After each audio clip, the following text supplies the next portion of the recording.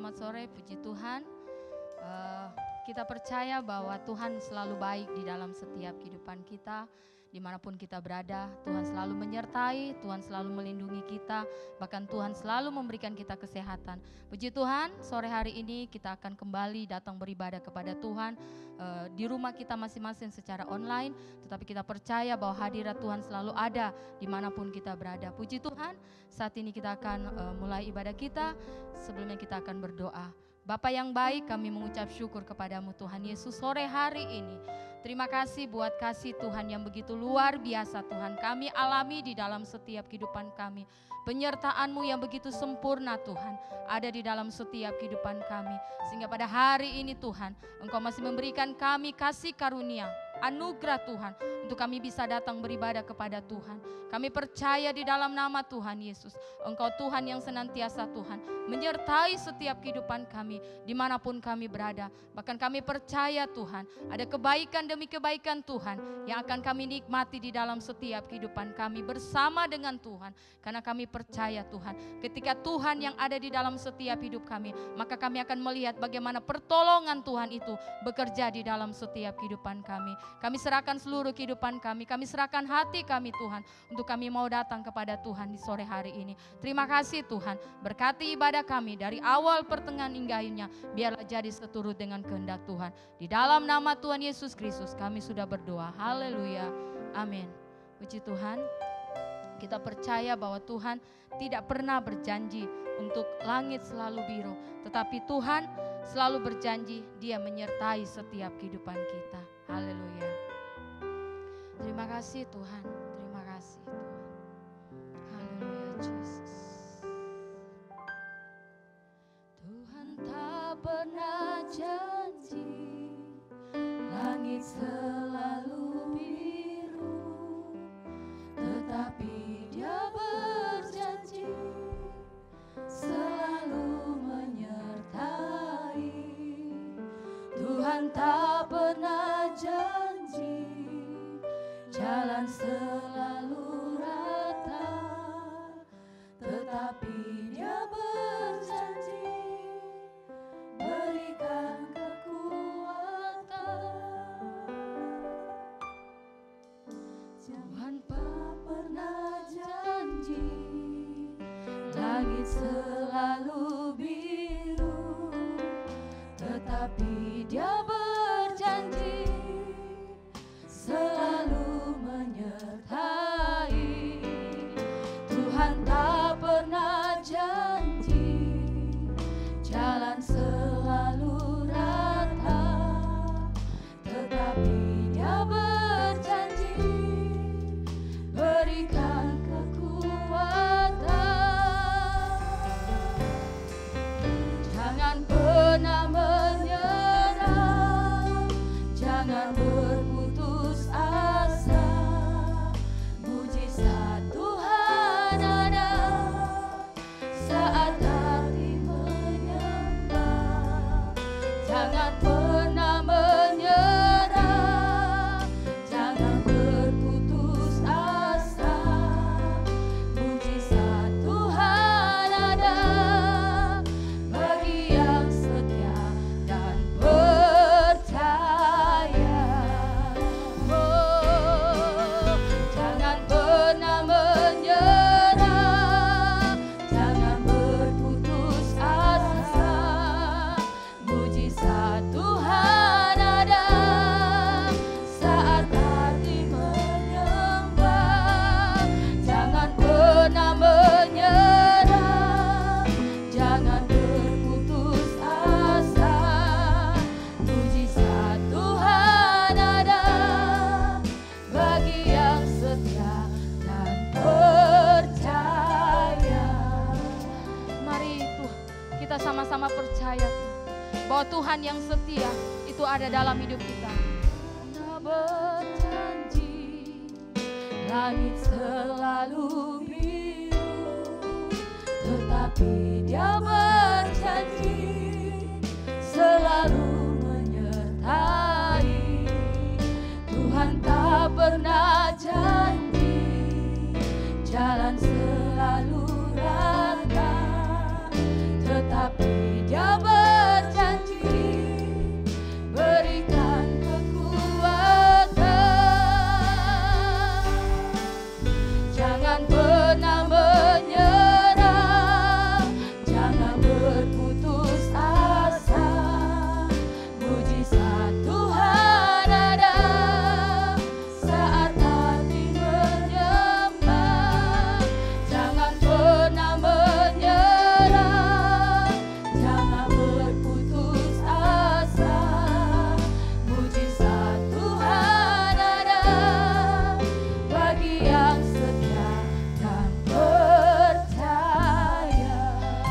pujian ini menjadi doa kita sore hari ini. Jangan pernah kita menyerah. Tuhan tak pernah janji langit selalu biru, tetapi Dia berjanji selalu menyertai. Tuhan tak pernah janji jalan selalu rata, tetapi Dia berjanji berikan kekuatan. Jangan pernah menyerah, jangan berputus asa. Mujizat Tuhan ada saat hati menyembah. Jangan pernah menyerah, jangan berputus asa. Mujizat Tuhan ada bagi yang setia dan percaya. Oh, jangan pernah menyerah, jangan berputus asa. Mujizat Tuhan ada saat hati menyembah. Jangan pernah menyerah, jangan berputus asa. Mujizat Tuhan ada saat yang setia dan percaya. Mujizat Tuhan ada bagi yang setia dan percaya. Mujizat Tuhan ada bagi yang setia dan percaya. Terima kasih Tuhan, Engkau Allah yang setia, Engkau Allah yang setia. Kami bersyukur Tuhan, haleluya. Oh, janji-Mu itu ya dan amin. Oh, haleluya. Terima kasih Tuhan. Oh, haleluya. Tiada labaya sekera labo, tiada labaya sekera labo, tiada labo ya sekera labo, tiada labaya sekera ya sekera labo. Oh, tiada labaya sekera labo, tiada labaya sekera labo.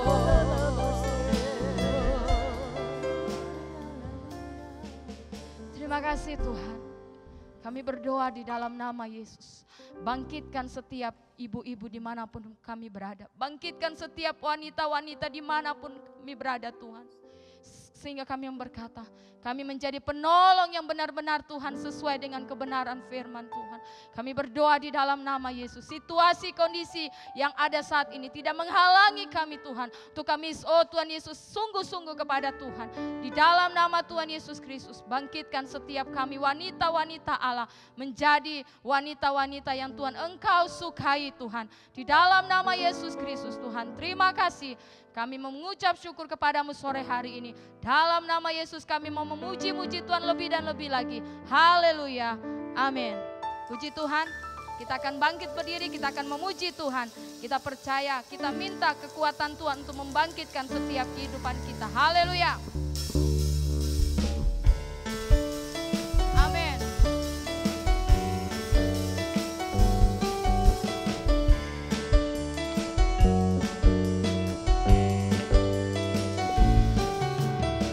Serahkanlah kekuatan-Mu ya Allah. Tunjukkanlah kuasa-Mu ya Tuhan. Serahkan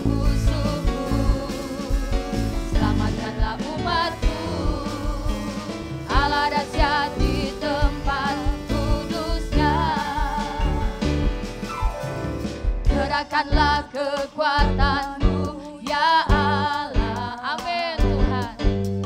Tunjukkanlah kuasa-Mu ya Tuhan.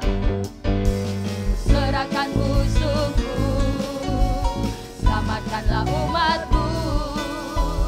Allah dahsyat di tempat kudusnya. Allah bangkit, bersoraklah. Hei, Allah bangkit, bernyanyilah. Musuh dikalahkan, umatnya dibebaskan.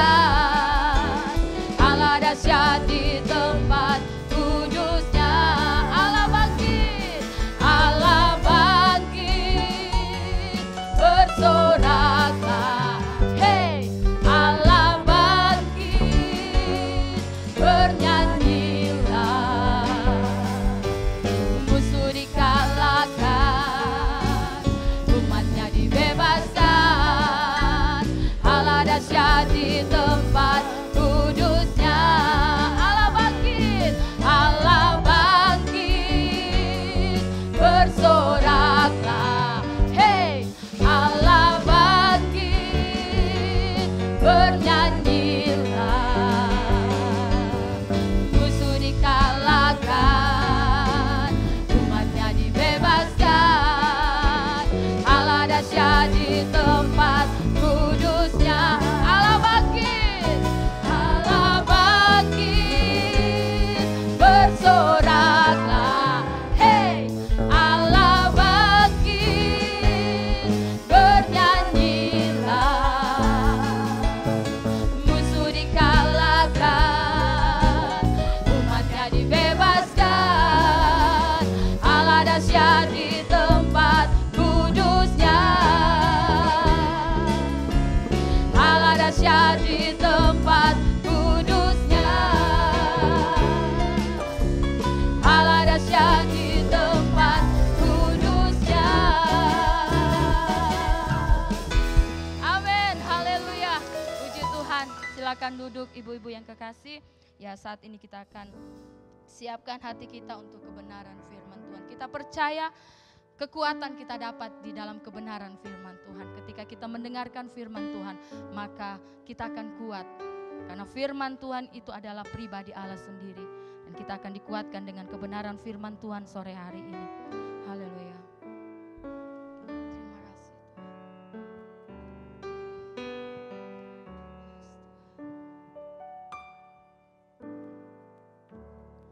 Kekuatan di hidupku,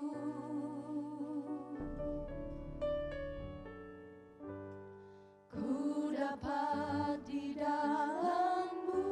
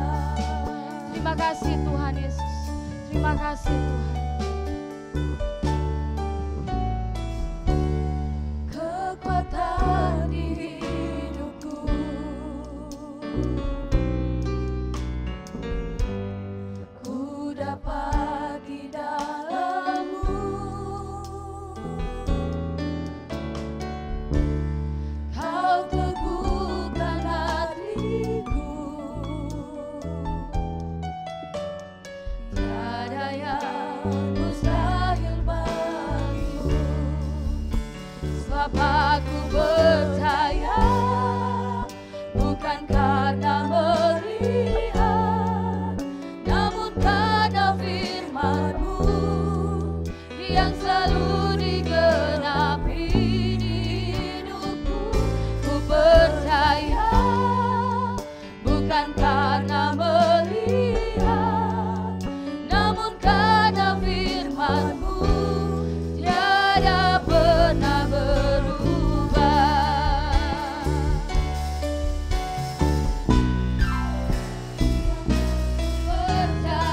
Percaya, bukan karena melihat, namun karena firman-Mu yang selalu digenapi di hidupku. Ku percaya, bukan karena melihat, namun karena firman-Mu tiada pernah berubah. Sebab aku percaya, bukan karena melihat, namun karena firman-Mu yang selalu digenapi di hidupku. Ku percaya, bukan karena melihat, namun karena firman-Mu tiada pernah berubah. Terima kasih Tuhan.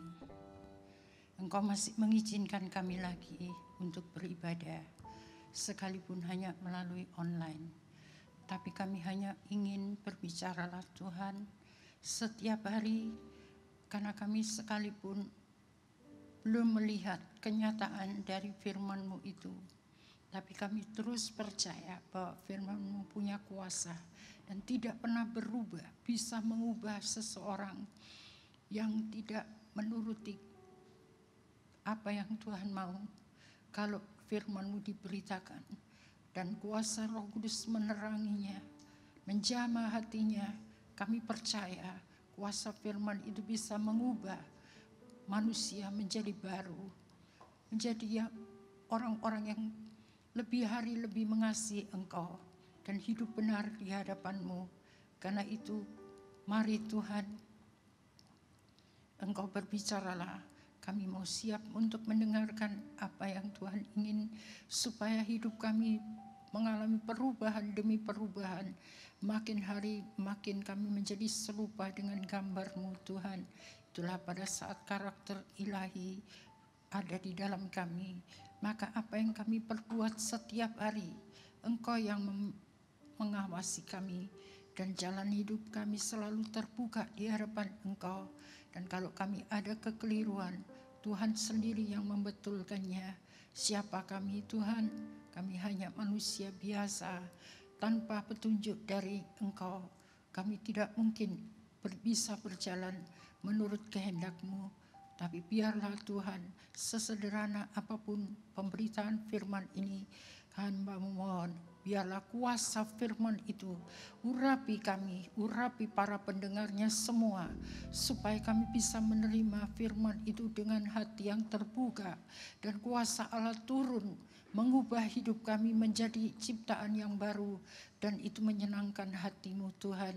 Dan kami tahu ada hal-hal yang Engkau ingin berikan pada hari ini.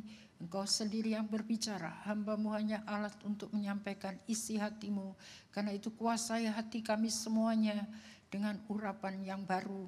Dan kami percaya saat kami mendengarkan firman Tuhan, roh-roh jahat di udara juga akan mengganggu. Sebab itu kami tolak, hancurkan semuanya dalam hati kami. Terutama kekerasan dalam hati kami, dalam nama Yesus.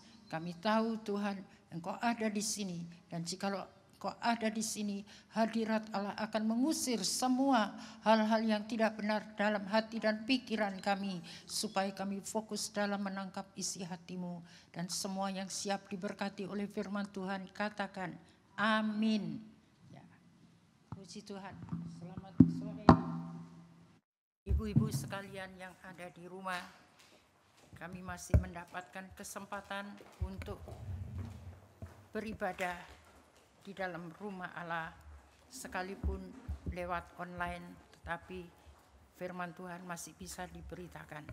Mari kita bersama-sama membuka firman Tuhan di dalam Amsal 5. Saya masih berhenti di Amsal pasal 5. Amsal pasal 5 ayat yang ke-21. Amsal pasal 5 ayat yang ke-21, di situ dikatakan, karena segala jalan orang terbuka di depan mata Tuhan dan segala langkah orang diawasinya. Bahkan di dalam Amsal 15 ayat 11 dikatakan, dunia orang mati dan kebinasaan terbuka di hadapan Tuhan. Lebih-lebih hati anak manusia. Dalam terjemahan yang lain, dalamnya neraka diketahui oleh Allah, apalagi hati manusia. Jadi kita tidak bisa bersembunyi di hadapan Tuhan. Di dalam Amsal 5 tadi, kalau kita baca di dalam terjemahan yang lain, saya akan bacakan sampai dengan ayat yang ke-23. Begini bunyinya. Karena Allah mengenal engkau dan memperhatikan segala gerak-gerik orang jahat binasa oleh dosa-dosanya sendiri, yang bagaikan tali menjerat dan mengikat dia. Ia mati karena ia tidak mau mendengarkan kebenaran. Mungkin mendengar kebenaran firman, tapi tidak mau mendengarkan, melakukan kebenaran. Ia telah membiarkan dirinya dituntun ke dalam kebodohan. Ini keadaan dari orang-orang yang tidak mau mendengarkan kebenaran. Dia sebenarnya dituntun oleh kebodohannya sendiri.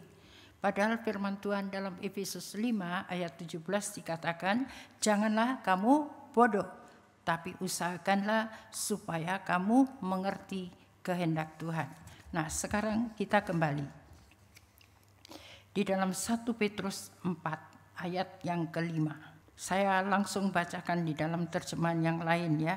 Tapi ingatlah bahwa mereka harus menghadap hakim segala orang.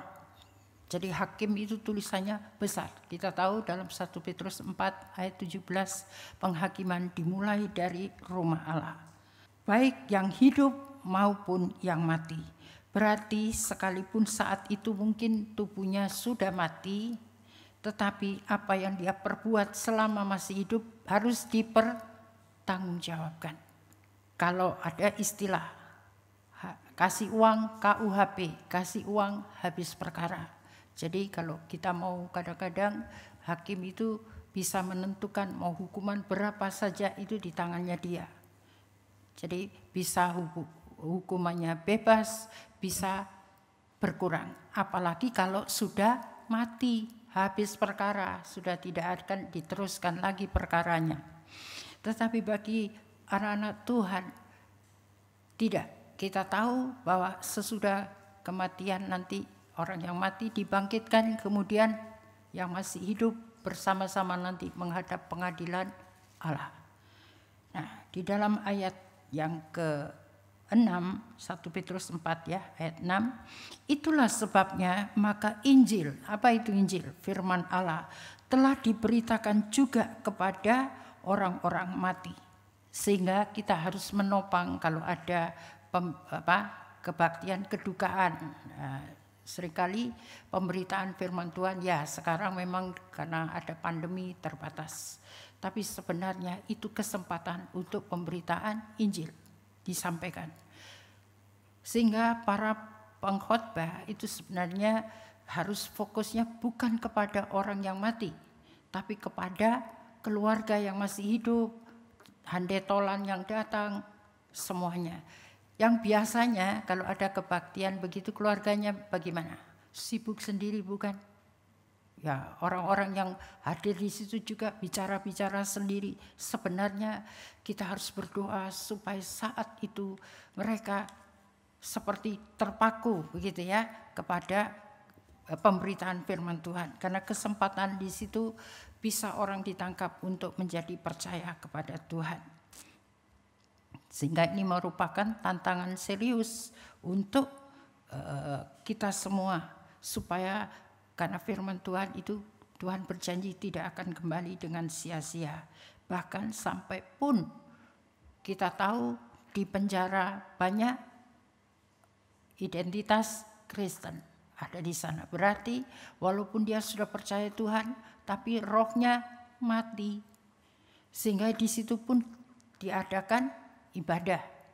Jadi banyak hal yang kita tahu, tempat-tempat itu kalau Tuhan serahkan untuk gereja Petra bisa masuk di dalamnya, itu adalah anugerah Tuhan untuk menolongi orang-orang yang ada di sana. Sebab tidak pernah pemberitaan firman Tuhan itu gagal. Mungkin tidak semua, tetapi pasti ada yang tertangkap. Walaupun mungkin sudah bertobat, tapi nanti kembali lagi. Kenapa bisa demikian sebenarnya? Sebab Alkitab sudah memperingatkan sebetulnya. Sebab itu kita harus terus mengawasi diri kita dan ajaran kita. Apa dikatakan di dalam 1 Petrus 5 ayat yang ke-8. Sadarlah dan berjaga-jagalah. Dan seterusnya ya, karena musuh kita, lawan kita, iblis itu seperti singa yang terus dia berjalan mau mencari siapa yang bisa ditelannya. Dan 1 Petrus 5 ayat 9 itu dikatakan bagaimana? Diam-diam saja, lawanlah dengan iman yang teguh. Nah, iman datangnya dari mendengar firman. Sebab itu kalau orang itu sudah tidak suka mendengar firman Tuhan, itu rohnya sudah mulai lemah. Dan akhirnya kalau kena serangan, apakah keinginan duniawi, apa pergaulan bebas, semuanya itu akan terkena jeratnya. Akhirnya dia tidak ingat lagi bahwa hidupnya ini terbuka di hadapan Tuhan. Jalan-jalan yang keliru yang dia itu semua bisa dilihat, dan terutama Tuhan bisa melihat hati manusia. Mungkin masih ke gereja, mungkin masih melayani, tapi hidupnya tidak berpadanan dengan Tuhan. Sebab itu sekarang coba kita lihat 2 Petrus 1 ayat 2 sampai 6. Sekarang bagaimana caranya supaya kita bisa melawan pekerjaan si jahat itu. Saya langsung bacakan saja dalam terjemahan yang lain. 2 Petrus 1 ayat 2 dan 3. Apakah saudara ingin supaya kebaikan dan damai Allah semakin melimpah? Jikalau demikian, belajarlah mengenal Dia lebih baik. Jadi jangan asal mengenal Tuhan, asal baca firman, tapi harus ada tindakan. Apalagi kalau memang punya banyak kelemahan, suka bisa terpengaruh oleh pergaulan di luar sana. Kita harus minta sama Tuhan di sini. Jikalau demikian, belajarlah mengenal Dia lebih baik. Sebab sementara saudara mengenal Dia lebih baik, maka dengan kebesaran kuasanya Tuhan, Ia akan memberikan segala sesuatu yang saudara perlukan bagi kehidupan yang sungguh-sungguh baik. Bisa menangkap sampai di sini. Jadi kalau kita punya kerinduan untuk hidup yang baik, maka kita harus lebih mengenal Dia lebih baik lagi. Dan itu harus berpacu dengan waktu. Karena kalau kita mempunyai kerinduan untuk mengenal Dia lebih baik, maka di sini Ia memberikan kepada kita bukan cuma kebesaran kuasanya akan memberikan itu, tapi Dia juga akan memberikan kepada kita kemuliaan dan kebaikannya sendiri. Berarti apa? Karakternya Allah akan kita terima. Dan di dalam kita melakukan, memiliki karakter Allah, di situ ada kemuliaannya. Karena manusia sudah jatuh dalam dosa dan sudah kehilangan kemuliaan Allah. Kemudian di dalam ayat 6, selanjutnya belajarlah mengesampingkan keinginan sendiri, sehingga saudara akan menjadi sabar dan saleh. Jadi kalau mau hidup kita menjadi istri, ibu, anak yang sabar, saleh, maka kita harus belajar mengesampingkan keinginan sendiri. Itu caranya untuk kita mengenal Tuhan itu lebih baik. Sehingga saudara akan menjadi sabar dan saleh, serta dengan senang hati membiarkan Allah menentukan jalannya bagi saudara. Jadi tidak mengikuti lagi jalannya sendiri. Kan tadi segala jalan kita terbuka. Jadi kalau kita sudah terbuka, Tuhan tunjukkan salah lo jalanmu. Mau dituntun atau tidak.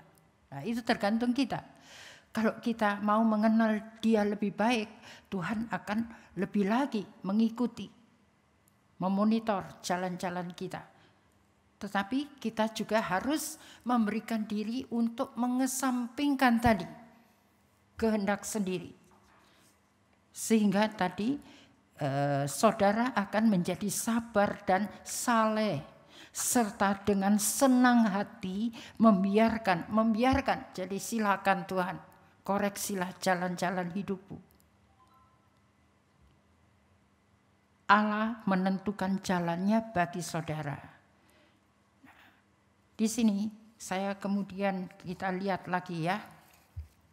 Di dalam ayat 8, 2 Petrus 1 tadi ayat 8. Jika saudara terus berhidup demikian, secara rohani saudara akan tumbuh menjadi kuat dan berbuah serta berguna bagi Yesus Kristus Tuhan kita. Jadi ini hidup yang berdampak, karena bulan ini masih soal percepatan dalam berdampak.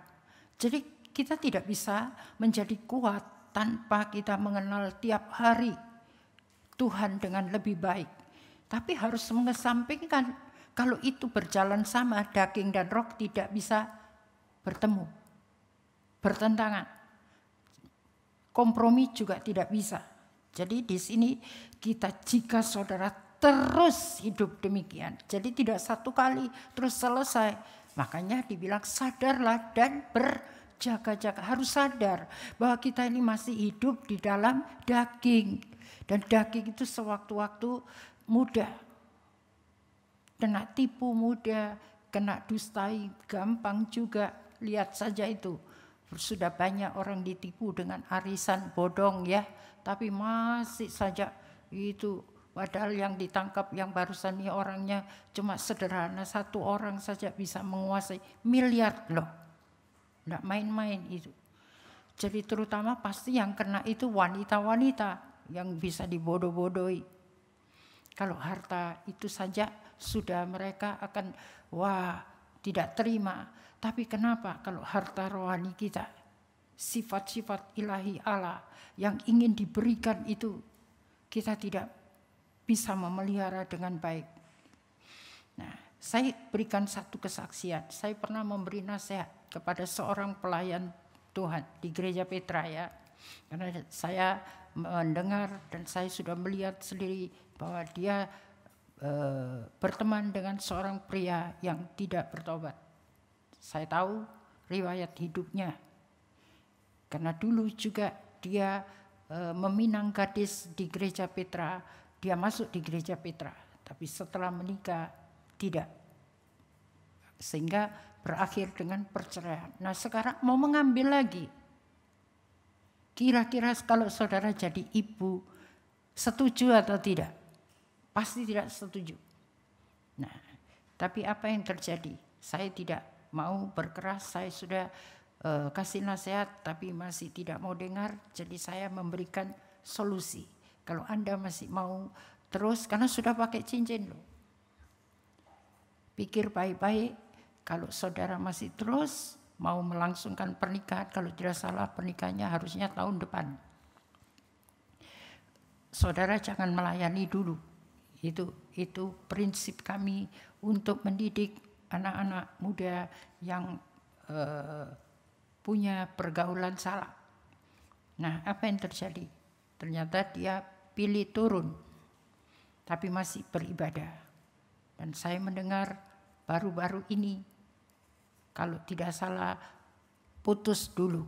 Saya belum ketemu dengan anaknya, tetapi baru dengar putus, berapa hari kemudian mendengar pria itu sudah meninggal.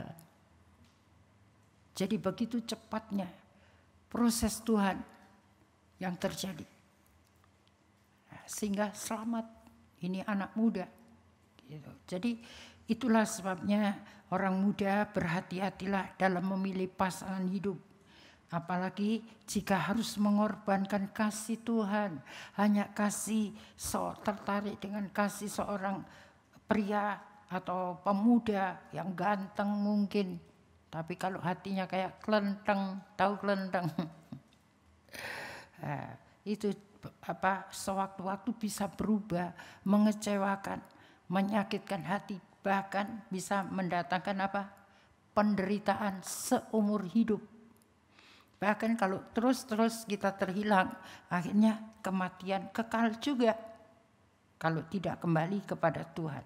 Sedangkan di dalam 1 Petrus 5 ayat 7b, ia besar selalu memikirkan saudara serta mengawasi segala sesuatu yang berkenaan dengan saudara. Enak atau tidak? Kalau kita serahkan. Makanya di dalam terjemahan yang biasa, serahkan khawatirnya. Kalau belum ketemu pasangan, ya berserah saja.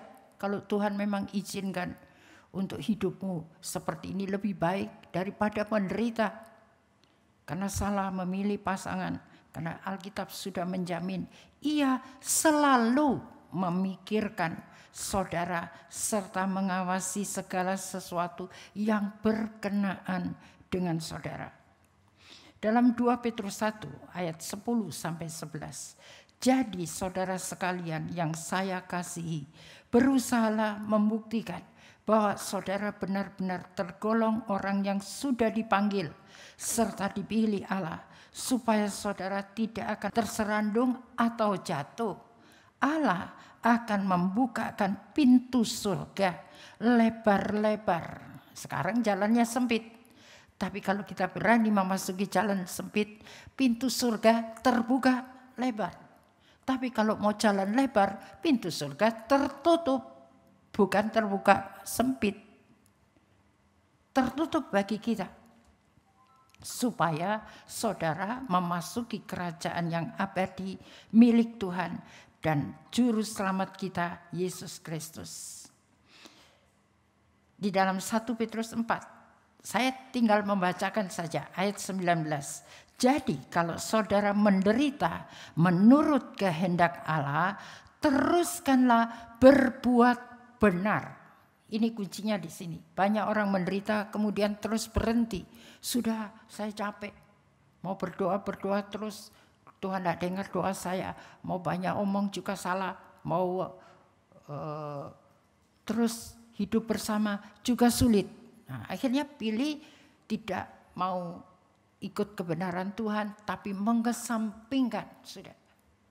Lebih mengutamakan keinginan kita sendiri. Jadi Alkitab sudah mengingatkan dalam keadaan penderita kalau itu seizin Tuhan, teruskanlah berbuat benar dan serahkanlah diri saudara kepada Allah yang menciptakan saudara. Sebab ia tidak akan mengecewakan saudara. Itu tadi. Kalau kita ngikuti jalan kita sendiri, pilih pasangan kita lebih daripada Tuhan punya kehendak, maka kita bisa dikecewakan. Tapi kalau kita pilih penderita, sementara di sini hanya untuk tetap berbuat benar, pilih yang benar, maka ia tidak akan mengecewakan saudara. Nah, dalam hal ini kita sendiri yang harus memilih tekad untuk hidup benar. Bukan tekad untuk bunuh diri. Tadi kalau sudah putus asa, karena langit tadi sudah dibilang tidak selamanya biru kah apa tadi itu. Tapi rambut biru ada.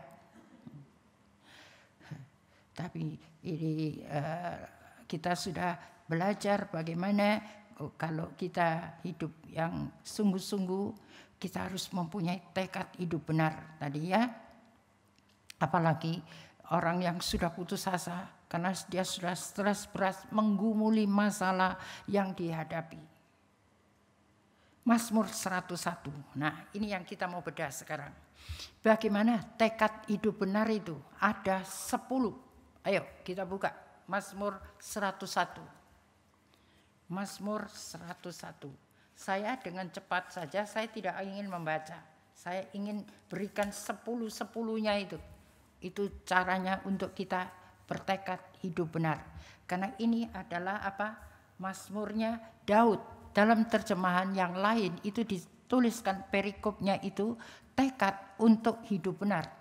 Jadi sekarang yang pertama, aku hendak menyanyikan kasih setia. Ini loh, kalau orang mau hidup benar, yang dinyanyikan bukan penderitaannya, keluh kesahnya, tapi menyanyikan kasih setianya Tuhan. Tentu bukan kasih setianya ini suamiku sudah berubah, orang tuaku berubah, anakku berubah, akhirnya stres. Tapi kalau kita menyanyikan kasih setia Tuhan, ingat Mazmur 136 ayat 1 sampai 26, dari ayat 1 sampai ayat 26 dituliskan di belakangnya apa? Bahwasanya untuk selama-lamanya kasih setianya. Bahkan lagu saudara sudah pintar semuanya itu. Kedua sekarang. Dan hukum apa? Ya firman. Jadi hendaklah ini yang kita nyanyikan terus. Untuk tekad hidup benar kita harus menyanyikan kasih setia dan hukum tadi. Mazmur 37 ayat 30 sampai 31. Lidahnya mengatakan hukum. Saya nggak usah baca, tapi intinya dalam situasi apapun lidahnya selalu mengatakan hukum. Mengatakan apa? Firman. Supaya untuk menangkal.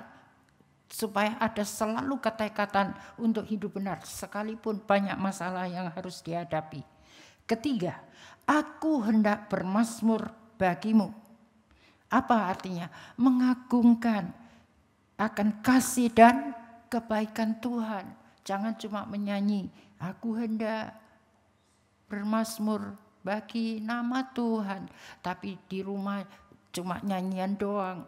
Hidupnya tidak bermazmur untuk pengagungan Tuhan. Saben hari mengeluh, bersungut dan sebagainya. Jadi itu orang untuk tekad hidup benar. Kalau itu ada, kita harus tepis ini tadi. Dengan bermazmurlah. Bermazmur dengan nyanyian, bermazmur dengan perkataan saudara untuk mengatakan hukum tadi, firman Tuhan. Kemudian lagi yang keempat, aku hendak memperhatikan hidup yang tidak bercela. Apa hidup yang tidak bercela itu? Kalau kita baca di dalam Filipi berapa itu? Filipi 2 ya.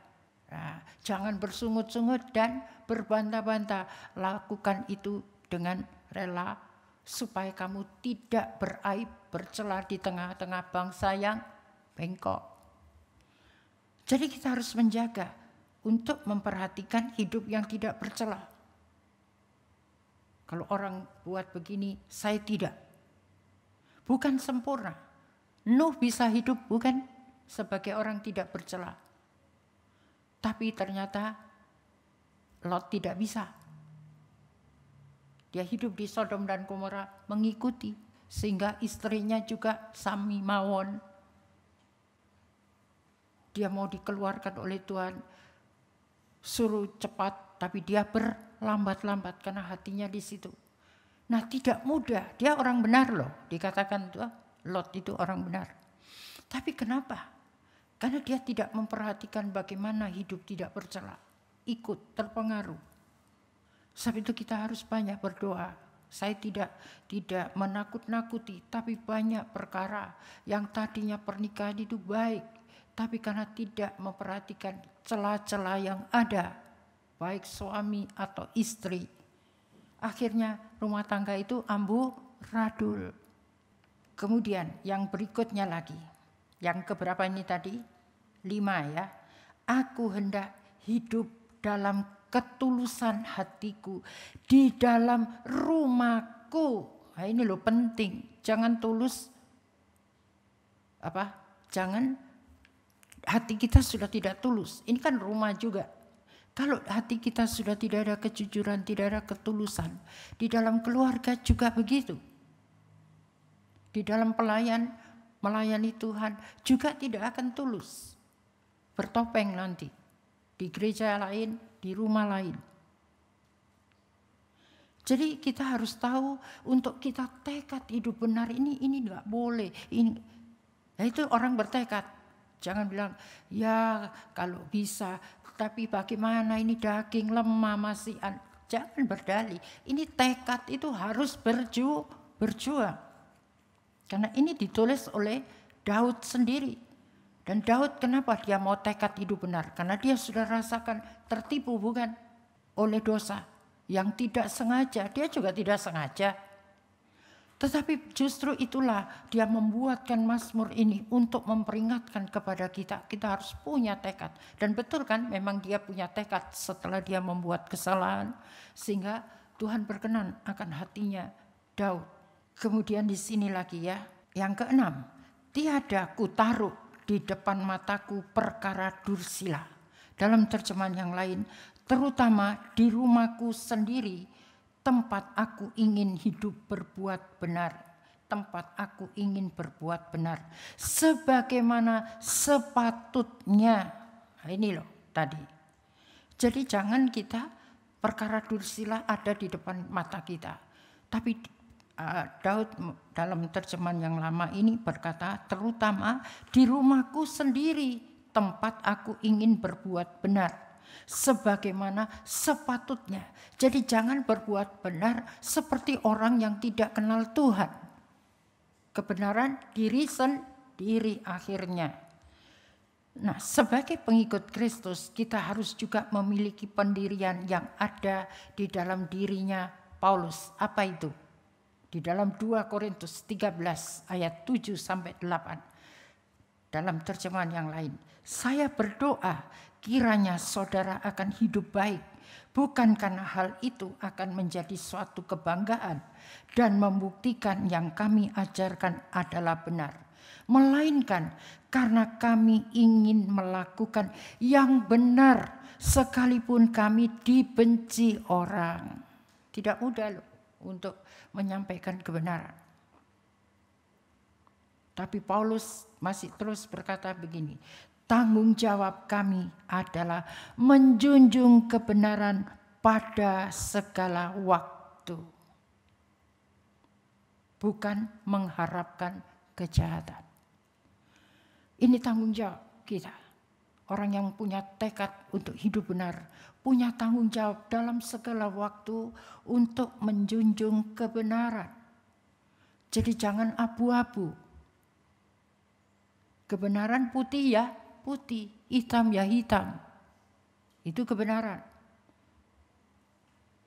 Dalam mengasihi pun juga harus tulus itu tadi. Dan bagaimana mengasihi tulus itu?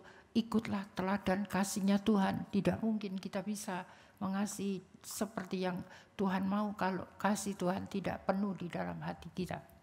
Sebab kasih manusia itu mudah berubah. Nah, mengapa sekarang tanggung jawab kami adalah menjunjung kebenaran pada segala waktu?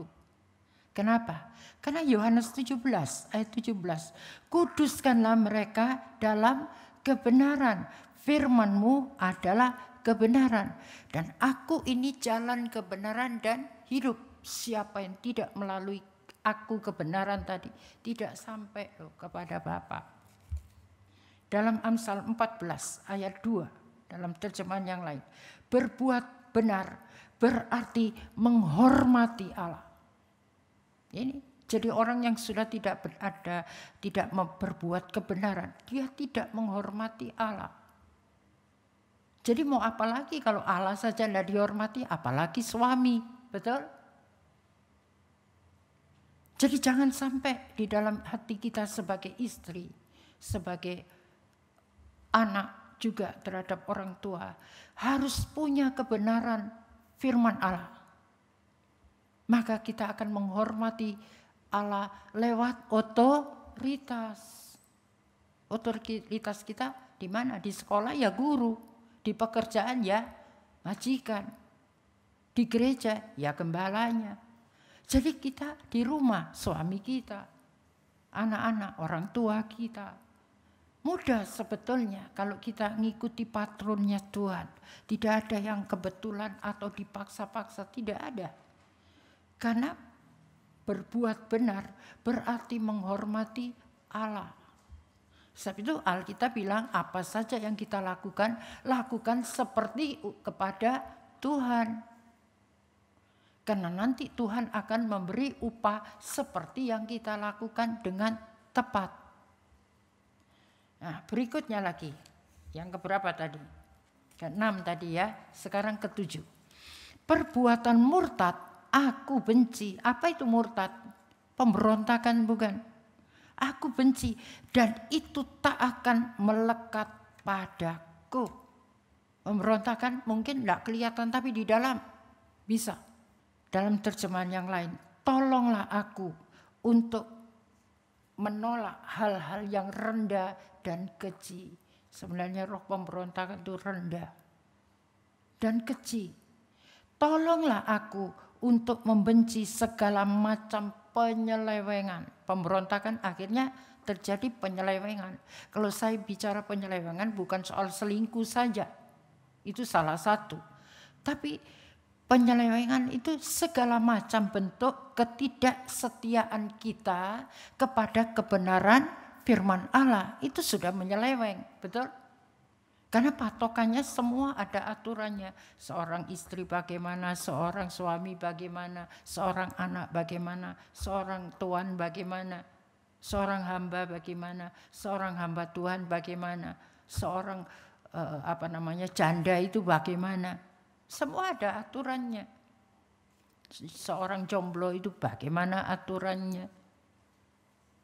Kalau kita semua mau bertekad hidup benar, maka tidak ada LGBT, tidak ada lesbi juga tidak ada. Karena itu sudah bentuk penyelewengan. Kemudian kita lanjut lagi. Belum selesai ya tadi. Dan untuk tidak terlibat di dalamnya. Jadi ini, tolonglah aku untuk membenci segala macam penyelewengan dan untuk tidak terlibat di dalamnya. Apa maksudnya? Tidak ingin berkompromi dengan perbuatan yang tidak benar. Makanya jadilah wanita yang tulus dan jujur. Orang yang tulus jujur, dia tidak akan berkompromi dengan kegelapan atau ketidakkebenaran. Hatinya pasti tertuduh karena ada roh Allah di dalam hati kita. Dan roh Allah itu pasti tulus, jujur, seperti burung merpati katanya. Kemudian di sini yang ke-8, aku akan membuang segala sifat mementingkan diri sendiri. Lah tadi kan kita sudah tahu. Apa akibatnya kalau kita suka mementingkan diri sendiri? Akhirnya akan melawan setiap kebenaran firman.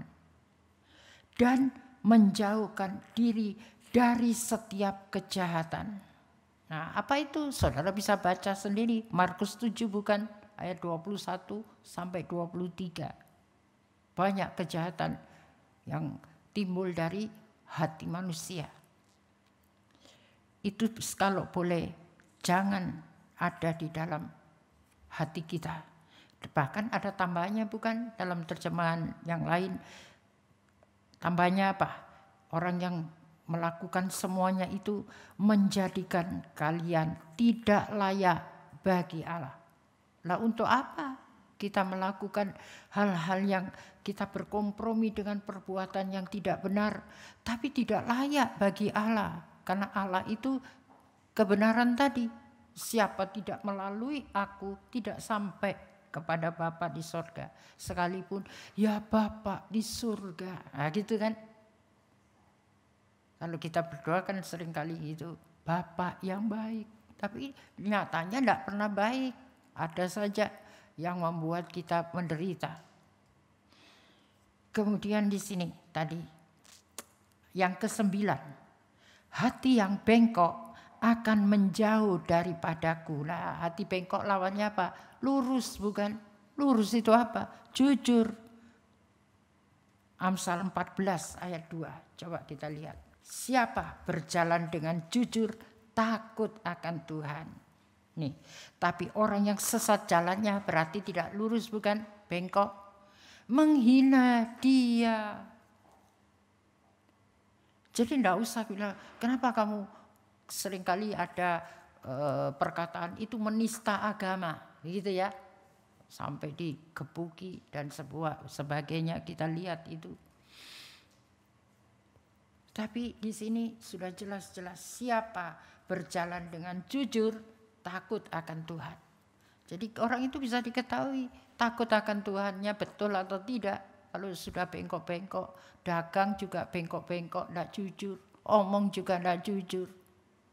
Sudah tidak akan, kita tidak usah tanya lagi, sudah jelas pada orang itu tidak ada takut akan Tuhan. Karena di sini ukurannya siapa berjalan dengan jujur takut akan Tuhan. Tetapi orang yang sesat jalannya, yang bengkok tadi itu menghina. Dia besar loh. Dia besar, sorry. Gitu. Jadi di sini kita sudah jelas diajari Mazmur 50 ayat 23. Bagian B saja. Nih. Siapa yang jujur jalannya, keselamatan yang dari Allah akan Kau perlihatkan kepadanya. Kita diberi keselamatan cuma-cuma, bukan? Karena pengorbanannya dia. Tapi sepanjang hidup kita perlu selamat atau tidak? Sembahyang, Tuhan lindungi saya supaya selamat di jalan. Mau tidur, lindungi saya, tutup bungkus dengan darah-Mu rumah ini supaya selamat, jangan ada rampok, pencuri, gitu kan? Kita tidak usah minta lagi, ini sudah ditulis bagaimana. Jadi kita tidak usah pikir-pikir nanti malam itu kita taruh ya anjing yang galak-galak misalnya. Tidak, bukan itu. Karena di sini sudah cukup kita hidup jujur saja. Siapa yang jujur jalannya, tadi kan takut akan Tuhan. Jadi siapa yang jujur jalannya, keselamatan yang dari Allah loh. Pemilik hidup kita, ya atau tidak? Kalau Allah bilang berangkat. Walaupun kita sehat-sehat begini. Tapi biar kita sudah, tapi kalau Allah mau menyatakan selamat, hidup atau tidak? Hidup. Bagi Tuhan itu. Makanya kita tinggal pelihara. Hidup yang jujur itu harus latihan memang. Tidak mudah. Siapa yang jujur jalannya, keselamatan yang dari Allah akan Kau perlihatkan kepadanya. Berarti ada pembelaan selalu. Kemanapun kita pergi. Sebab itu kita tidak perlu takut sama corona. Mungkin kita bisa kena corona. Tapi keselamatan Tuhan juga perlihatkan. Gitu. Sekarang berikutnya lagi ya. Mazmur 37 ayat 37. Orang yang memiliki hati yang jujur pasti suka perdamaian. Ini cirinya, terutama dalam keluarga. Dan ada jaminan Tuhan. Itu nanti saudara baca sendiri. Saya cuma simpulkan saja. Yaitu punya masa depan. Masa depan yang apa? Yang cerah tentu. Bukan masa depan yang suram. Tidak. Jadi cirinya kalau kita menjadi wanita yang jujur. Pasti di sini. Dalam hati kecil kita selalu mendambakan perdamaian.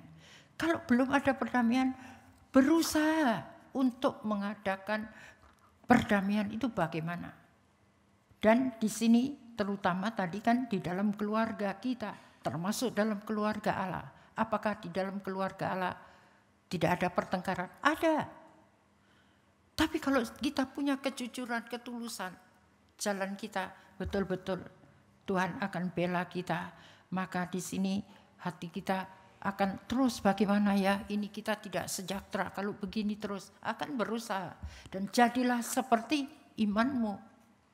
Kemudian yang ke-10, Aku tidak suka akan orang yang sombong dan tinggi hati. Tinggi hati apa? Angkuh bukan? Kita sudah tahu kok ayat-ayatnya. Amsal 16 itu bagaimana? Kecongkakan mendahului kehancuran, kehancuran kalau tidak salah. Keangkuhan, tinggi hati mendahului kejatuhan, gitu ya. Tapi coba kita baca ayat yang kelima, Amsal 16 ayat 5 dalam terjemahan yang lain. Tuhan tidak suka akan kesombongan. Wah, ini loh, Tuhan tidak suka loh. Kenapa kita suka? Bodoh kan?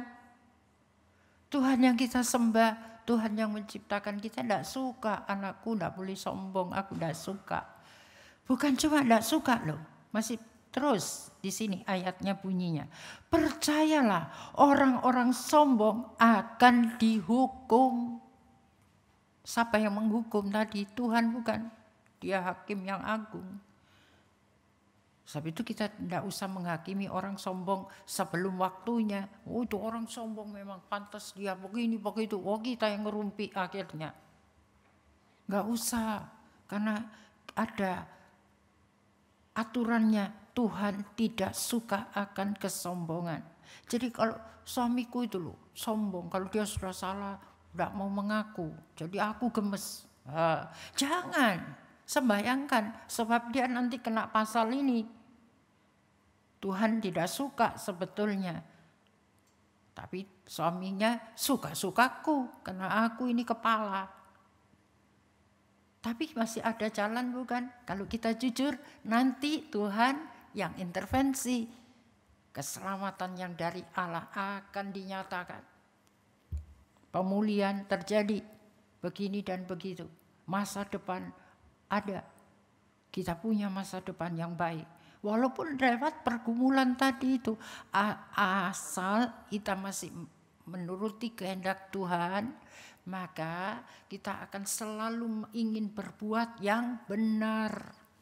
Itu sudah kunci dari firman Tuhan yang sudah kita baca.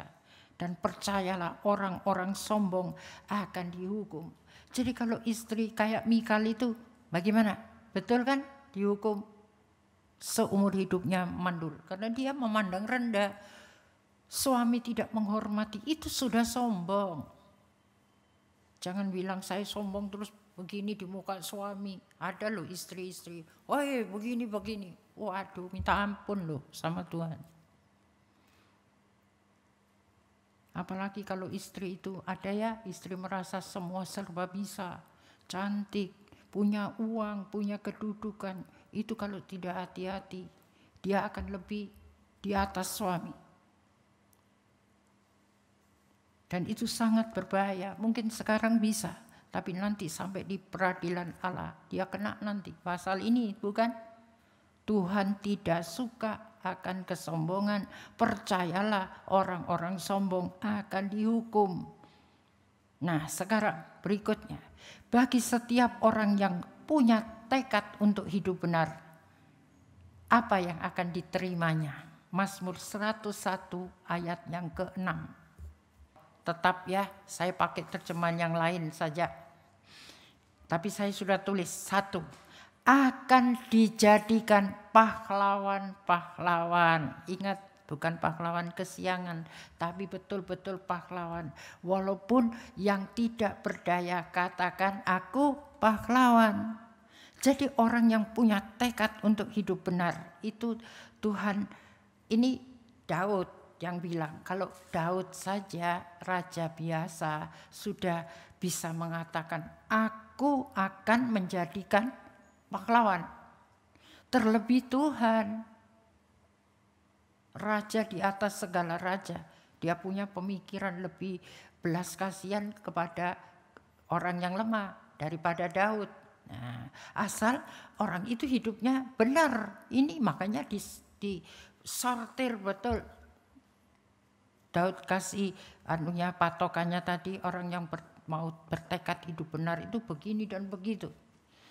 Kemudian yang kedua, akan diundang ke rumahku. Rumahnya Daud itu apa? Istana bukan? Lah kita dalam Wahyu 19 ayat 7 sampai 9 akan diundang kemana? Pesta perkawinan anak domba. Tapi harus punya kriteria, ada pakaian lenan halusnya, pakaian perbuatan yang benar dari orang-orang kudusnya. Dan perkataan ini adalah benar, yang patut diterima, itu firman Tuhan. Kalau saudara tidak mau terima, mau tetap undangan itu gampang, itu kan besok. Yang penting saya happy di sini. Ya kita rugi. Karena ini sudah ada jaminannya. Hanya orang-orang yang punya tekad hidup benar tadi itu akan diundang. Kalau enggak ya enggak dapat undangan. Bisa saudara mau pergi pesta perkawinan enggak pakai diundang? Pasti malu. Siapa kamu, aku enggak kenal. Kecuali kalau itu orang ya mungkin mau numpang, di situ kan banyak makanan. Orang yang begitu ya saya tidak tahu, itu lain ya. Tapi yang terhormat pasti tidak akan mau pergi kalau tidak ada undangan. Bahkan yang lebih lagi harus bawa undangan gitu ya. Ada lagi supaya tidak kecolongan.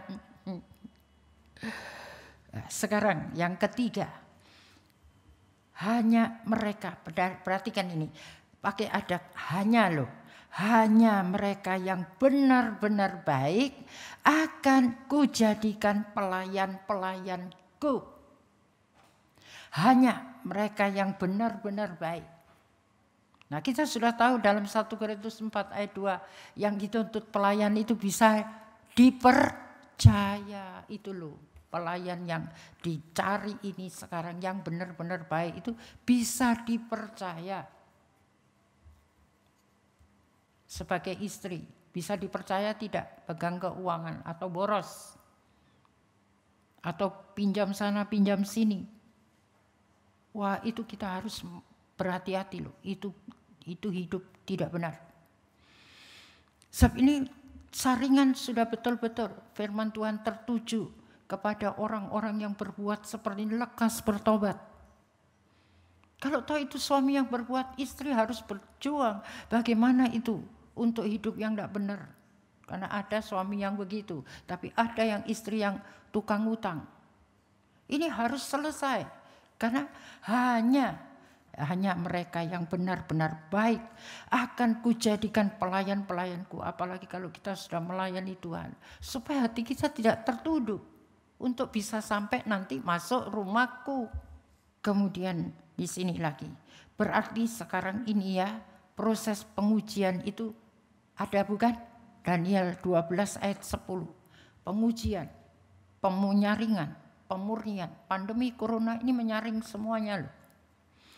Saya berterima kasih kepada Tuhan. Tidak usah kita yang menyaring. Tuhan yang sedang memurnikan ini. Siapa kita di hadapan Tuhan. Dan percayalah, Yohanes 12 ayat 26. Coba kita baca Yohanes. Supaya saudara tahu. Mungkin sekarang kita tidak dapat hormat dari siapa yang kita layani. Suami tidak menghormati. Anak tidak menghormati. Tidak apa-apa, jangan khawatir. Tapi di sini sudah jelas ditulis bagaimana. Yohanes 12 ayat 26. Barang siapa melayani aku, ia harus mengikut aku, dan di mana aku berada, di situ pun pelayanku akan berada. Barang siapa melayani aku, jadi layani orang seperti kita layani Tuhan. Ia akan dihormati Bapa. Ia pribadi loh. Seringkali kita rasa, aku sudah melayani kamu, mana sih hormatnya, terus jengkel. Jangan. Karena masih ada janji Tuhan. Kalau kita melayani karena memang itu kewajiban kita sebagai penolong, terima saja. Mau dihina, mau tidak dihargai. Tapi ada satu janji Tuhan. Kalau kita melakukan itu karena melayani aku, melayani kehendaknya Dia, maka Bapa itu menghormati, ia akan dihormati Bapa. Sedang tadi kita sudah membaca orang yang apa tadi? berbuat benar berarti menghormati Allah. Jadi dibalik sekarang, orang yang melayani kehendak Tuhan lewat pernikahan, keluarga yang Tuhan percayakan dengan betul, dia dihormati lagi oleh Allah. Berarti timbal balik bukan? Siapa kita kok Allah bisa mau dikatakan ia akan dihormati Allah? Makanya tunjukkan dulu siapa kita. Karena kasih itu berbalas-balasan. Kemudian di sini lagi, apa tadi? Saya yang berikutnya ya, yang keempat, penipu dan pembohong tidak kubiarkan tinggal dalam kemaku. Dalam rumahku. Gitu.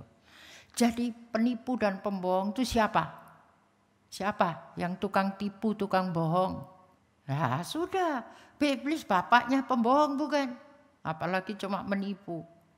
Kena Adam dan Hawa itu juga kena tipuannya, kena bohongannya. Sampai harus keluar dari Taman Eden. Makanya di sini penipu dan pembohong tidak kubiarkan tinggal dalam rumahku. Berarti coba kita baca di dalam Efesus 4 ayat 27. Saya bacakan saja dalam terjemahan yang lain. Jangan kamu beri tempat kepada iblis. Apa saja yang pikiran tidak betul, tidak benar, itu pikiran iblis. Perkataan tidak benar, perkataan iblis. Perasaan hati yang tidak benar, curiga, cemburu, semua itu iblis punya perbuatan semua. Jangan tinggal di dalam rumahku. Jangan beri kesempatan kalau itu masuk. Coba kita lihat di dalam Matius 12 ayat 43 sampai 45. Saya bacakan saja ya dalam terjemahan yang lain. Bangsa yang jahat ini seperti, jangan kita termasuk orang yang jahat ini tadi di hadapan Tuhan. Bangsa yang jahat ini seperti orang yang dirasuk roh jahat. Ketika roh jahat itu meninggalkan dia, untuk sementara roh itu pergi ke gurun, mencari tempat beristirahat, tetapi tidak menemukannya. Kemudian ia berkata, aku akan kembali kepada orang yang kutinggalkan. Maka ia pun kembali dan mendapati hati orang itu bersih tetapi kosong. Berarti tidak diisi dengan kebenaran firman Allah lagi. Sudah puas dengan, wah saya sudah hebat, saya sudah begini. Tapi tidak mengisi kekosongan hati sewaktu-waktu bukan. Jangan dibilang kita terus penuh saja dengan kasih Tuhan. Sewaktu bisa luntur, turun atau tidak? Turun.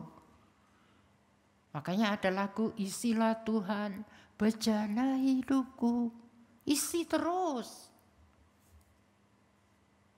Jadi jangan puas untuk kita mengisi hati kita dengan kebenaran firman. Lalu lihat ini ya.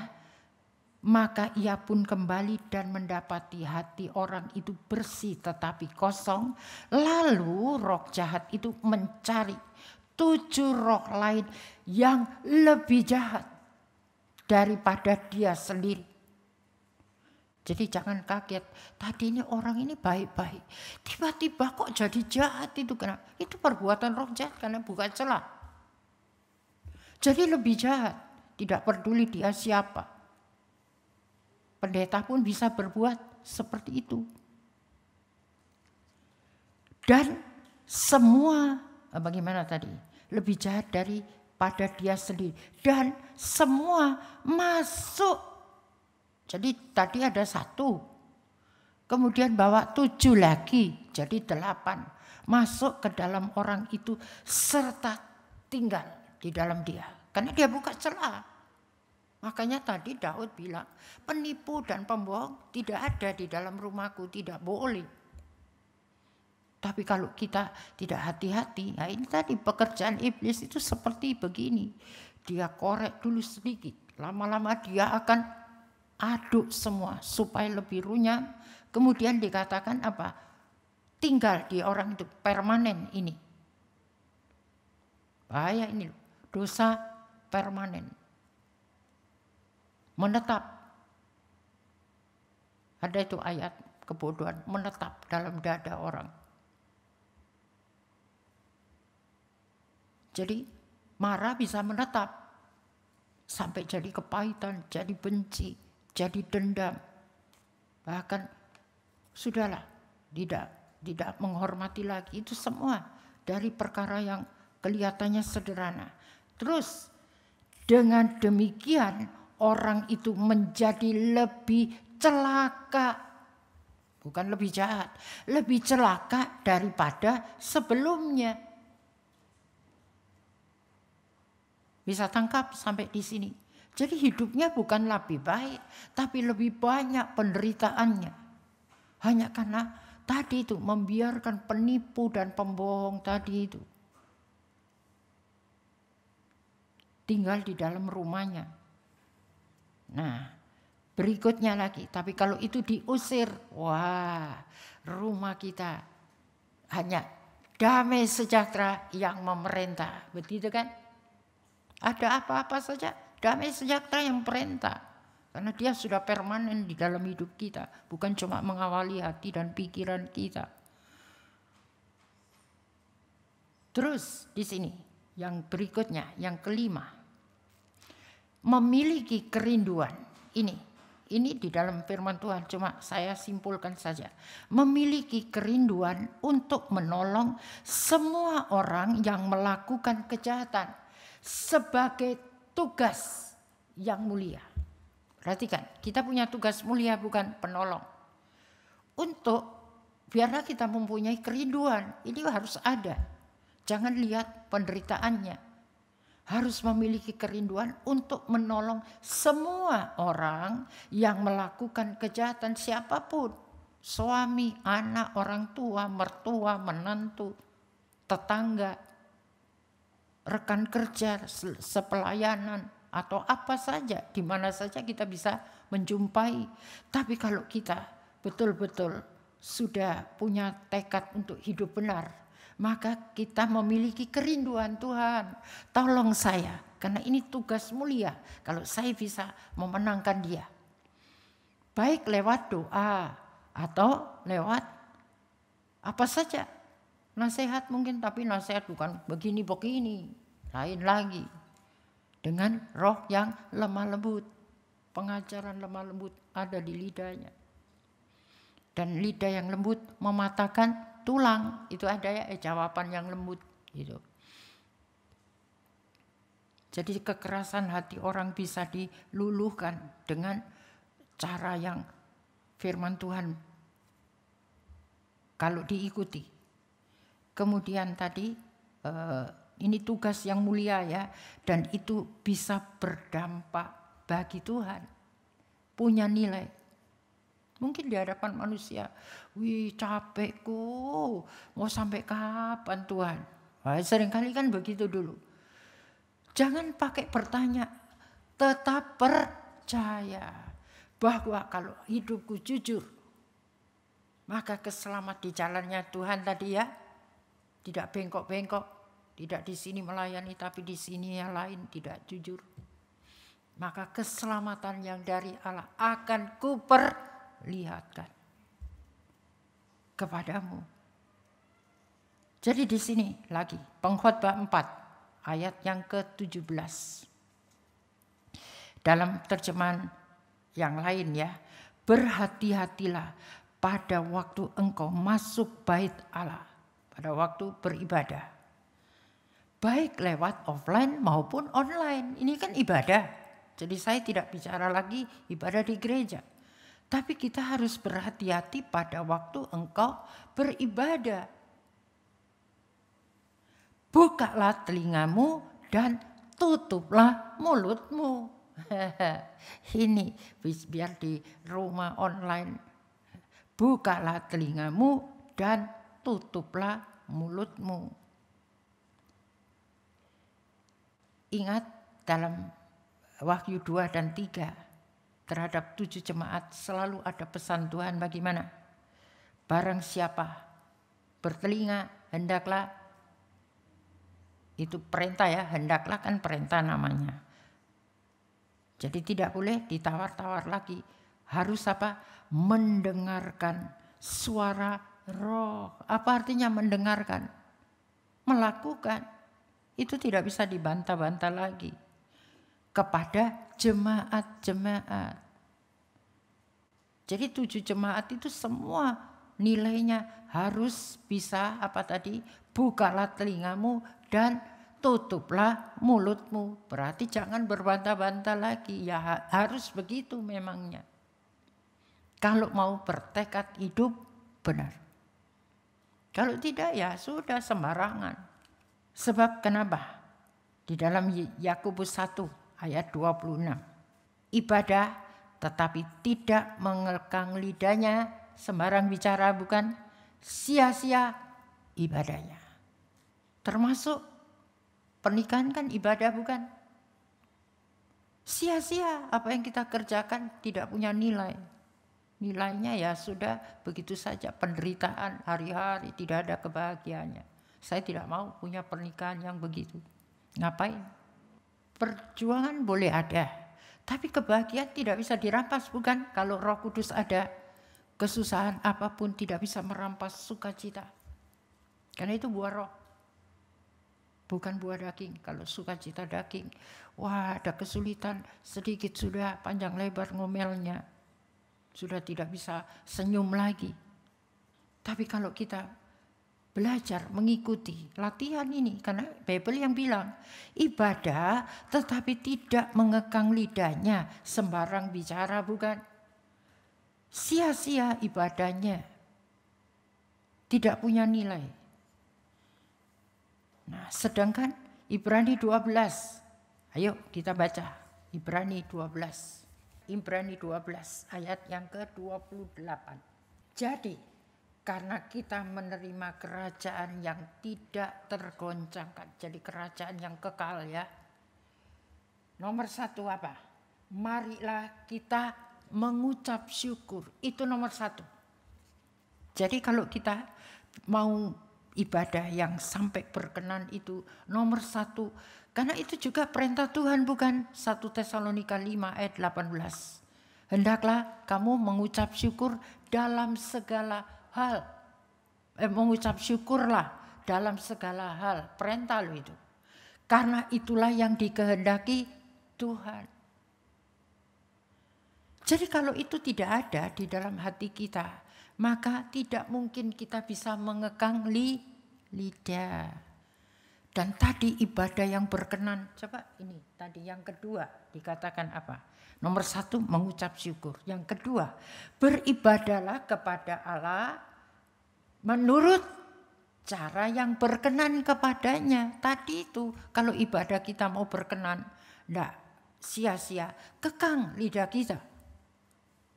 Saya sudah terangkan yang Selasa lalu bukan, jaga kata-kata. Itu di dalam Yakobus perikopnya, jagalah kata-katamu. Jadi tidak boleh sembarang itu tadi. Siapa yang berjalan ke rumah Allah tadi ya, berhati-hatilah pada waktu engkau masuk bait Allah beribadah. Bukalah telingamu dan tutuplah mulutmu. Kasih kekang supaya tidak banyak bicara yang salah.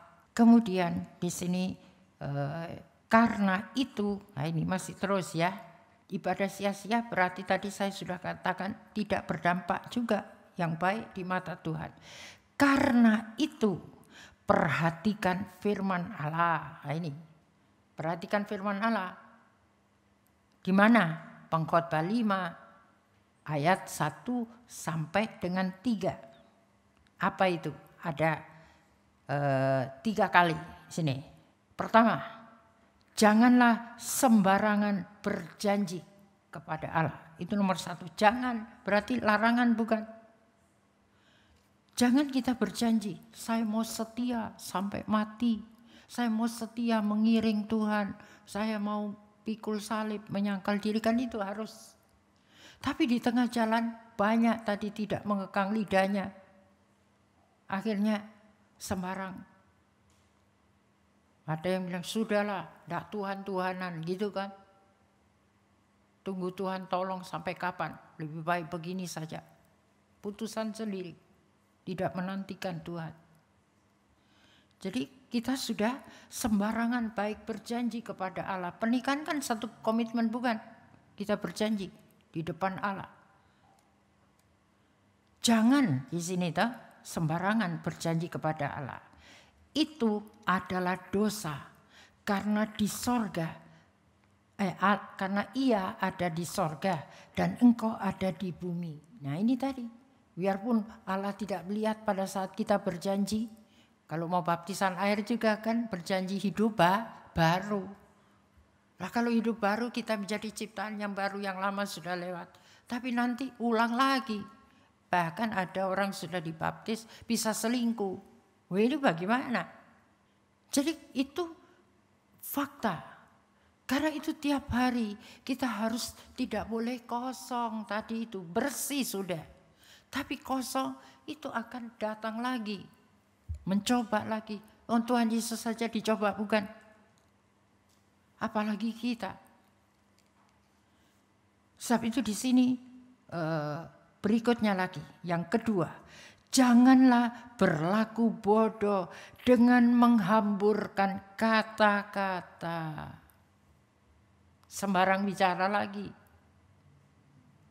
Marah sampai teledor. Coba saya ingat satu ayat. Mazmur 106. Mazmur 106 ayat 33. Sebab mereka memahitkan hatinya sehingga ia teledor dengan kata-katanya. Ini sembarang bicara menghambur-hamburkan kata. Mungkin nanti menyesal, Tuhan ampun, ampun. Nanti teledor lagi. Ini penyesalan harus dirubah. Karena penyesalan yang cuma di mulut saja tanpa ada tindakan yang nyata. Itu sama seperti banyak pikiran menyebabkan, ini kata firman Tuhan, sama seperti banyak pikiran menyebabkan mimpi buruk. Demikian juga kebodohan menyebabkan orang banyak bicara. Jadi orang yang suka teledor dengan kata-katanya, menghambur-hambur kata saja asal bicara, itu bodoh katanya Tuhan. Nah, itu sudah berapa tadi? 2 ya. Kemudian yang ketiga. Jadi apabila engkau akan melakukan sesuatu, lakukanlah dengan segera. Apa itu? Janganlah menunda-nunda. Ini yang ketiga. Jadi kalau mau bertobat, jangan ditunda lagi. Mulai hari ini, pada saat aku mendengarkan suara Tuhan, jangan mengeraskan hati lagi. Segera lakukanlah. Itu perintah dengan segera. Jangan terus menghambur-hamburkan penyesalan. Tapi ulang terus ulang lagi. Itu dari kita sendiri loh. Karena dibiarkan penipu dan pembohong masih ada di rumah kita. Itulah kepahitan tadi itu. Yang tidak pernah diselesaikan dengan tuntas. Dan tadi sudah 3 kali. Nah, sekarang bulan ini bulan apa?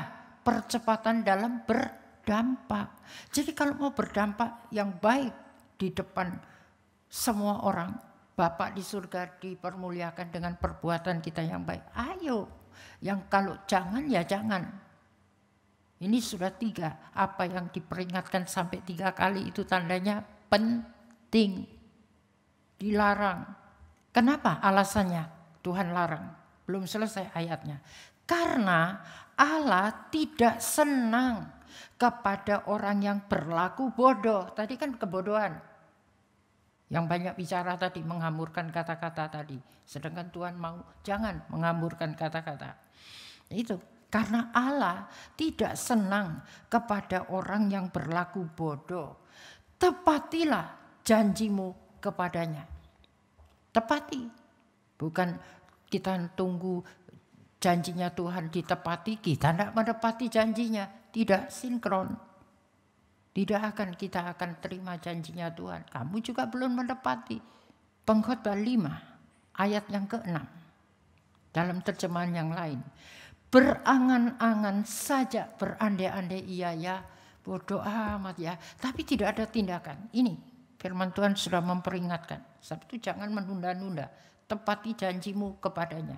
Berangan-angan saja tanpa bekerja. Apa itu? Bertindak, bukan?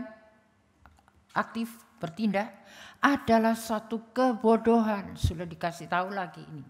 Dan kata-kata yang kosong. Kosong aja. Kosong, ya kosong. Semua kosong. Kata-kataku kosong. Gak ada bukti. Mendatangkan keruntuhan. Ini loh kata-kata cuma kosong saja. Siapa contohnya? Saul bukan? Sampai menangis menyesal berapa kali. Ingin membunuh Daud. Tapi pada akhirnya tetap hatinya tetap ingin Daud tidak ada sebetulnya. Akhirnya dia sendiri yang celaka bukan? Ini loh. Kita sudah lihat raja yang diurapi Tuhan bisa seperti itu. Kalau dia sudah tidak melakukan kebenaran. Walaupun sudah ditegur. Malah dia merasa saya masih sudah lakukan firman kok. Masih minta dihormati lagi. Itu sudah tidak ada. Di dalam kamus kita sekarang menjelang hari kedatangan Tuhan ini. Jadi berangan-angan saja tidak bisa tanpa bertindak. Suatu kebodohan dan kata-kata yang kosong mendatangkan keruntuhan. Hendaknya engkau takut akan Allah. Ini kunci akhirnya. Kata firman Tuhan. Karena tadi bukan orang yang menghormati Tuhan itu. Tandanya orang itu takut akan Tuhan. Jujur. Salah ya salah tapi berhenti. Tidak melakukan yang lain. Yang kembali lagi. Itu sudah tidak ada di dalam hati orang yang mau punya tekad untuk hidup benar. Supaya kita betul-betul menjadi pahlawan-pahlawan Allah yang gagah perkasa di dalam keluarga kita masing-masing di mana kita berada. Dan jadi pelayan-pelayan Tuhan yang bisa dipercaya. Dan hanya orang baik yang seperti ini kujadikan pelayan. Jadi kalau kriterianya tidak kena, jangankan dipercaya saja. Tidak. Apalagi mau diundang masuk ke pesta perjamuan kawin. Sudah pasti tidak. Pintu surga tertutup. Sekarang masih terbuka. Tapi kita harus balik kepada hidup yang benar. Nah, inilah firman Tuhan. Kita sudah mendengar. Tapi mari kita sama-sama melakukan satu lagu yang betul-betul kalau kita menyanyi lagu ini dengan sungguh. Kita akan merasakan Tuhan, tolong saya, balikan aku ke jalan-Mu Tuhan. Ayo kita akan bersama-sama menyanyikan untuk kita masuk di dalam doa.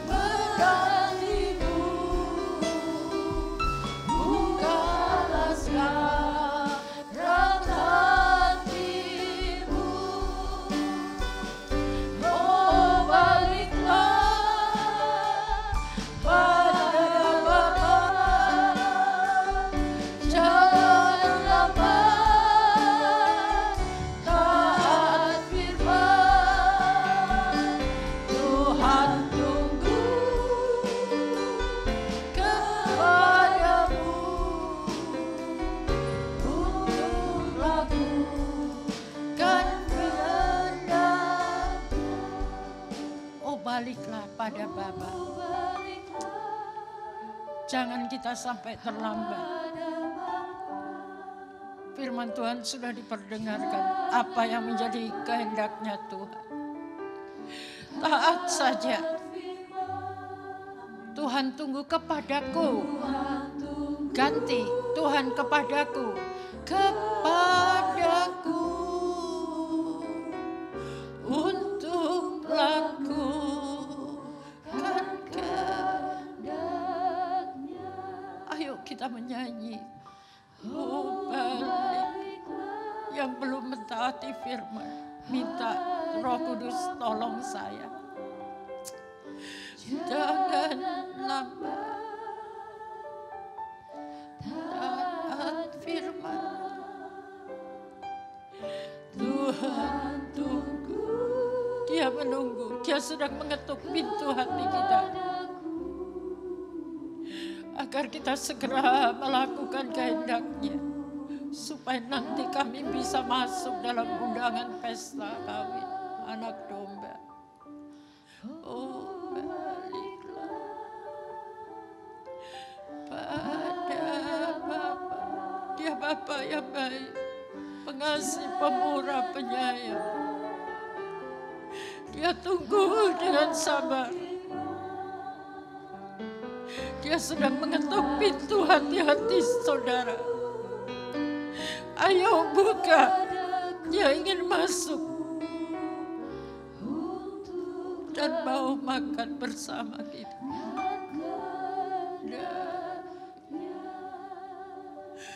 Oh, baliklah. Undang Roh Kudus untuk membalikkan hati kami, Tuhan. Jangan ada yang keras.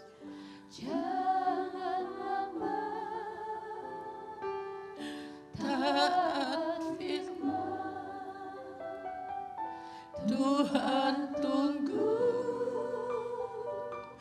kepadaku untuk lakukan kehendaknya. Kita masih terus menyanyi. Kalau kita seorang istri, apakah kita sudah taat firman untuk melakukan apa yang menjadi kehendak-Nya?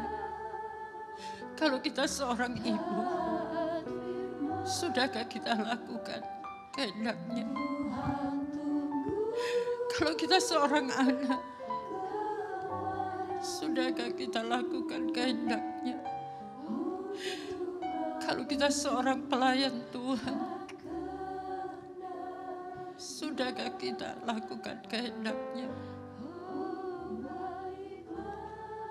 Kalau kita masih beribadah, menjadi anak Tuhan, sudahkah kita melakukan untuk mengekang, tidak menghamburkan sembarang kata kita? Dan sudahkah kita memenuhi janji kita kepada Dia, untuk menepati janji kita kepadanya, untuk setia?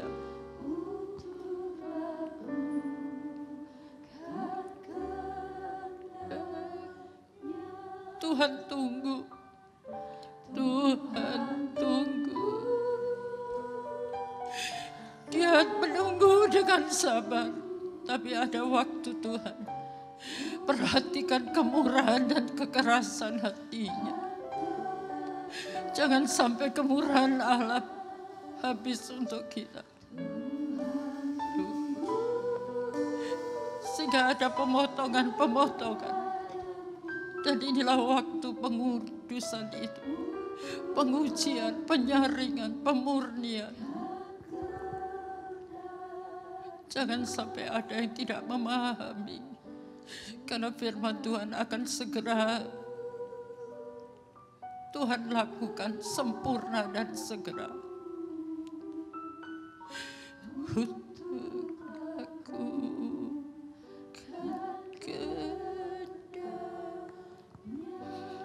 mari kita belajar mengucap syukur sekarang. Masih ada kesempatan. Nama istighfar ini Yuhuna ya Ramadhan.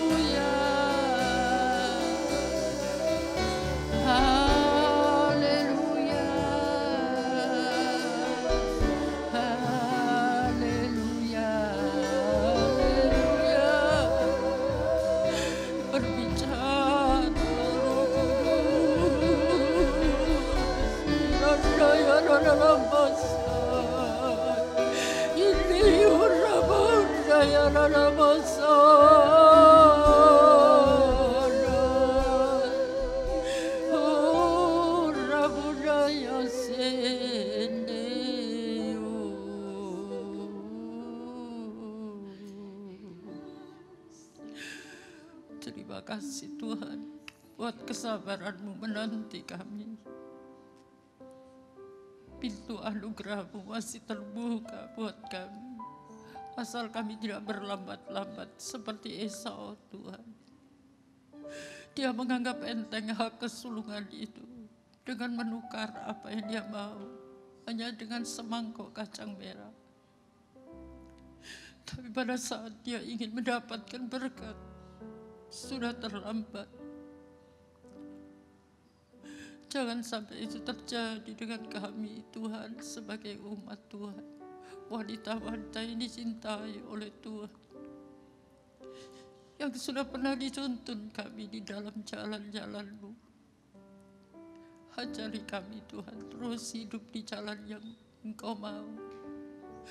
Supaya ibadah kami baik kepada Tuhan maupun ibadah kami dalam keluarga tidak sia-sia. Tapi mencapai sasaran masuk di dalam pesta kawin anak domba.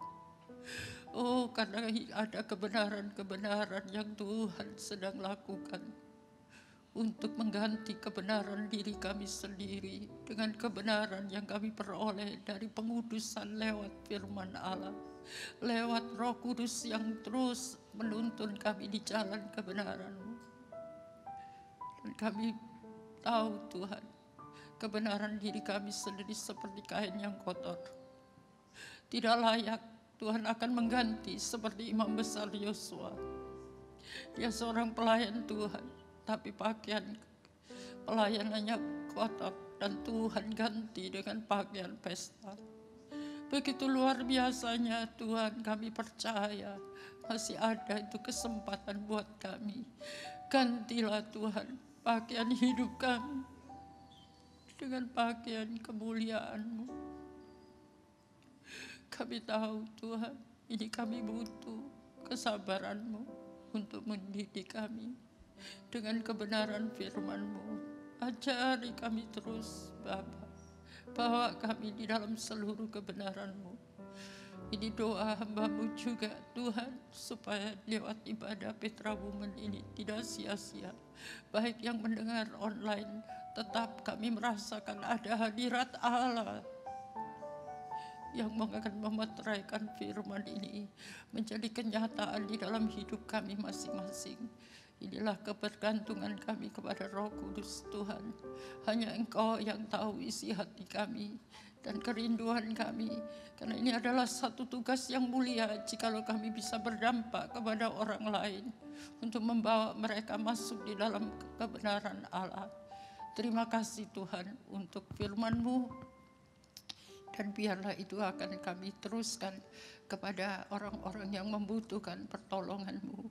Biarlah hidup kami mulai hari ini dan seterusnya menjadi berdampak yang indah di mata Tuhan.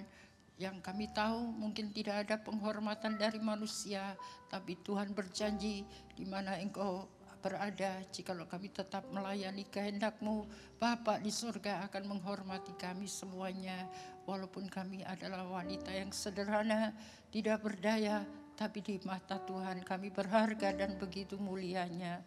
Terima kasih Tuhan, dan kami percaya di akhir ibadah ini kiranya Tuhan sendiri akan menurunkan berkat-Mu di atas keluarga kami masing-masing. Diberkatilah pernikahan kami, diberkatilah keluarga kami, diberkatilah kesehatan kami, diberkatilah pelayanan kami, diberkatilah keuangan kami, diberkatilah segala yang kami rindukan untuk kami hidup benar di hadapan Engkau. Engkau memberkati usaha ini untuk menciptakan damai sejahtera-Mu di rumah kami masing-masing. Terima kasih Tuhan, berkatilah juga kota kami Makassar, diberkatilah juga pemerintahan dimanapun kami berada, Engkau di tangan-Mu Tuhan. Diberkatilah bangsa kami Indonesia, supaya tetap menjadi bangsa yang takut akan Tuhan. Terima kasih Tuhan, dalam nama Yesus, semua yang sudah menerima berkat Tuhan katakan amin. Selamat malam, Tuhan memberkati.